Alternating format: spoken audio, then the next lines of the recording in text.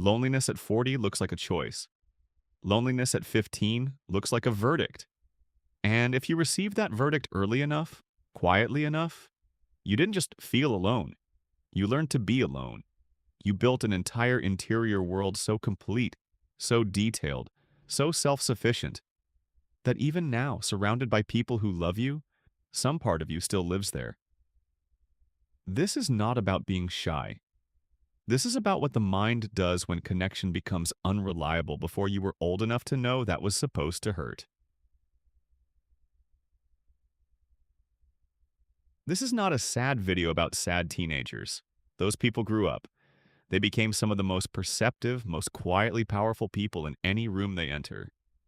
But perception has a price, and most of them are still paying it in ways they haven't fully named yet. What teenage loneliness creates is not damage, it is architecture, a specific, recognizable way of moving through the world, one that was built in silence and has been running, mostly unexamined, ever since.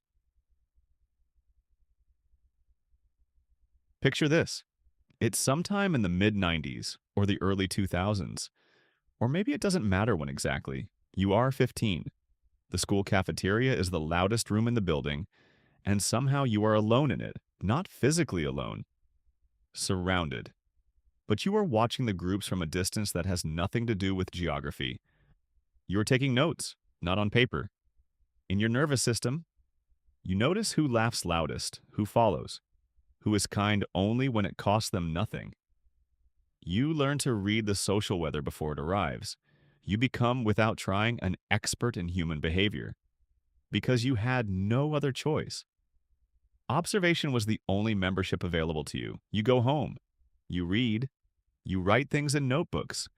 You build a relationship with your own mind that is so deep, so practiced, that by the time you were 18 years old, you had more interior life than most people accumulate in decades. And here is what that quietly cost you. You learned that connection was something that happened to other people. You watched it from the outside for so long that the glass became invisible. You stopped knowing it was there. Here is the dark irony that almost nobody talks about. The teenagers who were loneliest are often, as adults, the easiest people to be around. Warm, attentive, they remember details. They ask the right questions. They make you feel seen. And they are still, underneath all of that, profoundly alone. Psychology calls this anxious attunement, a hypervigilance toward other people's emotional states that developed as a survival tool. When belonging felt fragile, reading the room became essential. When connection was uncertain, being useful to people was the closest available substitute. You didn't become perceptive because you were gifted. You became perceptive because the cost of misreading a room once felt like everything. This is not charisma. This is a scar that learned to smile. And here is what nobody talks about. People who were lonely teenagers often have an unusual relationship with solitude as adults. They don't just tolerate it, they need it, crave it. And yet they feel guilty about craving it because they know what real loneliness felt like, and they are terrified of ever going back. Psychology calls this a solitude paradox. The people most shaped by isolation are often the ones who find the most meaning in chosen aloneness, while simultaneously being unable to fully trust that their solitude is chosen and not just the only option available. So they stay at the party a little too long. Say yes when they mean no. Keep the conversation going when they are already hollow inside, because somewhere 15-year-old them is still watching from the edge of the cafeteria, still not entirely sure the seat at the table is really theirs. This is not introversion. This is a child still running security checks on a door that was unlocked years ago. Here is the hardest truth. The thing that teenage loneliness does that takes the longest to name. It teaches you that the version of you that is fully known is the version that gets left. So you become strategic about depth. You give people enough warmth, enough honesty, enough access to feel close to you. But there is always a room further in that you never show anyone.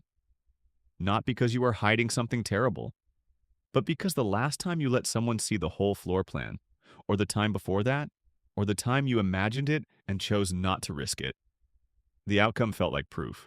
Psychologists call this intimacy regulation, a pattern where closeness is managed rather than surrendered, where love is something you offer in careful, calibrated doses because full exposure still feels like standing in that cafeteria with nowhere to sit. You became someone easy to know and difficult to reach. That was not a personality. That was a policy.